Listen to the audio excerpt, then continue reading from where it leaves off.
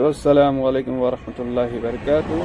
सुबह उठना था 5 बजे, लेकिन बज गई थी करीबन 6:30-7। उठाए फटाफट, वज़ू किया, वज़ू कर नमाज को अदा किया, जो हो गई थी कज़ा। हम रुके थे आष्टा से 40-50 किलोमीटर पहले। वहाँ से फिर चाय वगैरह पीकर निकल गए।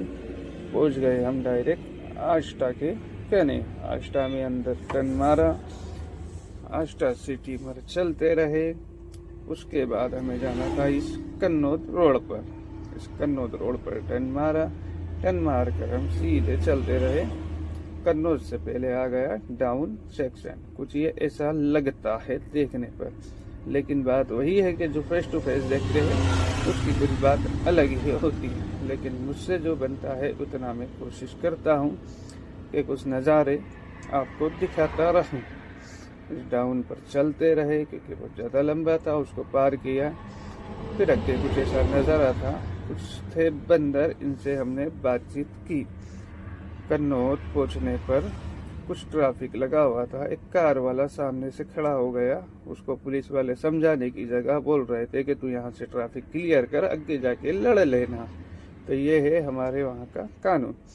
फिर कन्नौज सिटी पार कर हाईवे पर लग कर एक ढाबे पर रुके। वहाँ पर खाना खाया। मुँह कट रहा था तो ज़्यादातर सेव दूध की ही खाता हूँ, खाना भी ज़्यादा खवाता नहीं हूँ कि भूख हो गई कम। अब वहाँ से खाना खाया, सब्जी बची थी उसको पार्सल किया। वही बात है कि अल्लाह जब जिसको खिलाना चाहे वहीं खिलाता है। उस पार्सल करवा कर चल दिए।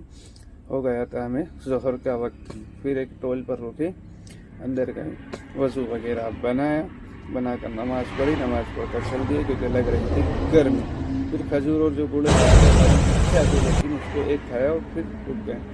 उसके बाद हरदा पार करने के बाद, या शायद हरदा के, हाँ, हरदा और बैतूल के बीच में ये घाट सेक्शन आता है। इस पर चलते रहे। फिर देखे हमें कुछ बंदर, जो सब्जी बची थी वो भी डाल दी उनको, बिस्कुट लाया था वो भी डाल दिया। आगे चलकर जो मैं गुड़ और खजूर खा रहा था उसको मैंने बचा कर रख लिया था।